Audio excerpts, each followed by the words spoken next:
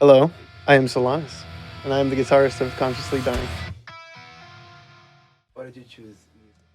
I didn't choose music. Here's the funny thing I was listening to music in my mother's womb. I was literally in the womb, and she would go out to discotheques in Acapulco. And it was not by choice. Music runs deep in my family.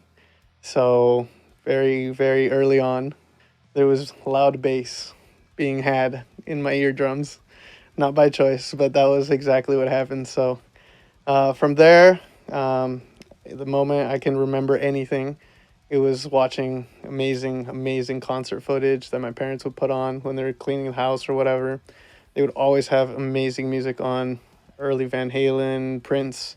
That was the big intro to music. And early 80s pop, just perfect, the perfect storm of incredible musicianship and just incredible songwriting. That's what led me down the path of, oh yeah, people do this for a living, so let me do that, because that's the best way of doing life, and that's what I'm gonna keep doing. So that's why I chose music. Okay, for music, but why metal?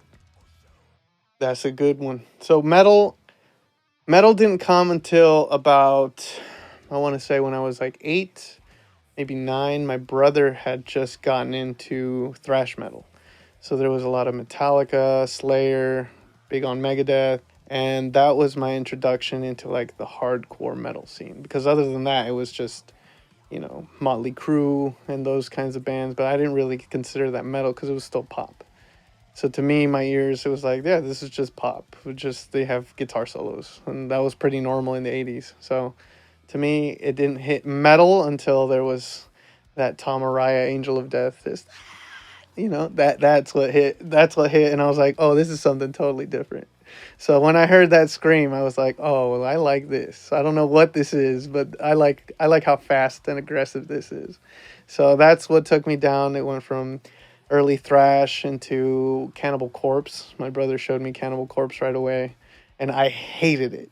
I didn't understand it. I didn't know what any of that was. I literally told him it was down-tuned garbage. I just hated it, and it just was the worst music ever, until I like just sat there and just listened to it over and over and over again, and I'm like, no, wait, this is the different beast altogether. So then that took me down the path of, okay, there's extremely technical musicians, there's extremely virtuosic performances happening in this genre. So once I opened my eyes and understood that, no, this is a whole other layer to music, that's what took me down the path of metal. And just going to my first concert was a Striper concert. So this was Christian hard heavy metal, like glam metal, and it was the very first experience of live music that I can remember, and just the atmosphere and community that metal had.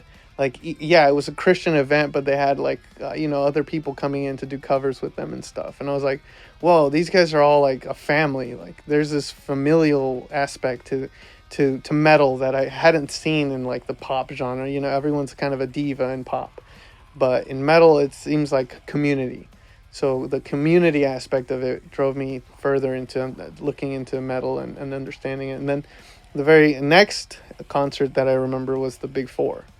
So that's Anthrax, Megadeth, Slayer, and Metallica. And then that was it. I was like, I need to be on stage. I don't care what it takes. I need to get my ass on stage and do this, because seeing a sea of 80,000 people just going crazy is just, there's nothing like it. The energy is electric and moving. It just, you can't stop it. It's just a force of nature. People literally setting things on fire just because.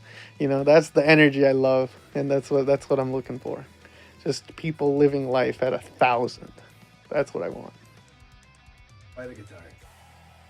The guitar, again, was very early on. The very first images of a musician to me was like Prince and Van Halen. So like seeing Eddie and seeing Prince just rip solos on stage, and everyone in the crowd just losing their mind, respecting what they were doing on their instrument, just made me go like, that seems like the cool instrument. Like, yeah, that's what I want to do. Like, yeah, drumming is awesome, playing bass is awesome. I love all those instruments, but there's nothing quite like guitar to me.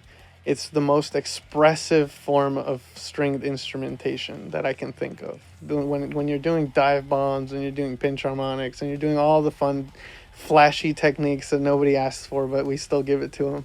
When you're doing two hand tapping, it just brings a whole other level of your musicality and your self expression. When you see Jimi Hendrix just ripping it with his teeth, and seeing him set his guitar on fire, and it's pure art. So to me, that's why the guitar speaks so true to me. I started playing at 10 and I'm 27 now, so it's been a lifelong journey for me to play the instrument. I'm not going to stop anytime soon. I imagine I'll probably have a casket with a guitar in my hands, because at this point it's just a part of me, and I'm not going to accept the fact that I know I can play other instruments, but to me, the guitar is always evolving. You can always do something new. There's always a new technique to learn. There's always some little 5-year-old Chinese boy that's better than you, and he will humble you, and it's just beautiful. It's just a beautiful instrument, and there's nothing more expressive and exciting. And I love the idea of guitars having headless guitars and 8-string guitars and 9-string guitars, and just like Steve Vai Hydra, and you can just keep adding to it and taking stuff away from it. You can play a 3-string guitar and it still hits. It doesn't matter. It's just a form of the stringed instrument. It's just eternal for me. So that's why I play guitar. How'd you get into the band?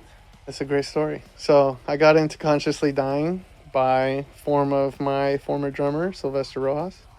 Sylvester Rojas was my drummer in Forgotten Legion. And out of the blue, I was not doing anything. This was during COVID. The band had just been on hiatus. He moved back to Venezuela. We were all kind of down in our slumps. And I realized quickly that, there's no real music in my life right now. So when he called me and he said, "Hey, you remember Aviv, right?" And I said, "Yeah, I remember Aviv. Cool dude from the library at MI. Yeah, big beard. Yeah, I know him." So he said, "Hey, he's looking for a guitarist. You should hit him up." I'm like, "All right." So I did, called you. And I remember just quickly realizing on our phone conversation that, like, oh, yeah. This is why I remember him as, like, that cool dude. Because it was just like, yeah, we just hit it off right away. Talked for like an hour and a half, I think, on the phone. It was probably one of the longest phone conversations I had during COVID. And I remember, like, yeah. This feels good. This feels right.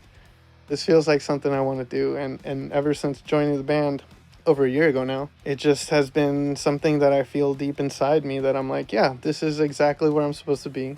This is exactly what I'm supposed to be doing. And this is where I can take my talents and express myself exactly how I want to, and not be held back by any kind of boundaries or limitations that we set on ourselves. And that was always the things I want to do with my music, is I want to play with my family. I don't want to play with just bandmates. I don't care if you are the best guitarist in the world. I don't care if you're the best drummer in the world. If you don't treat me like a brother and I don't treat you like a brother, that's not worth doing.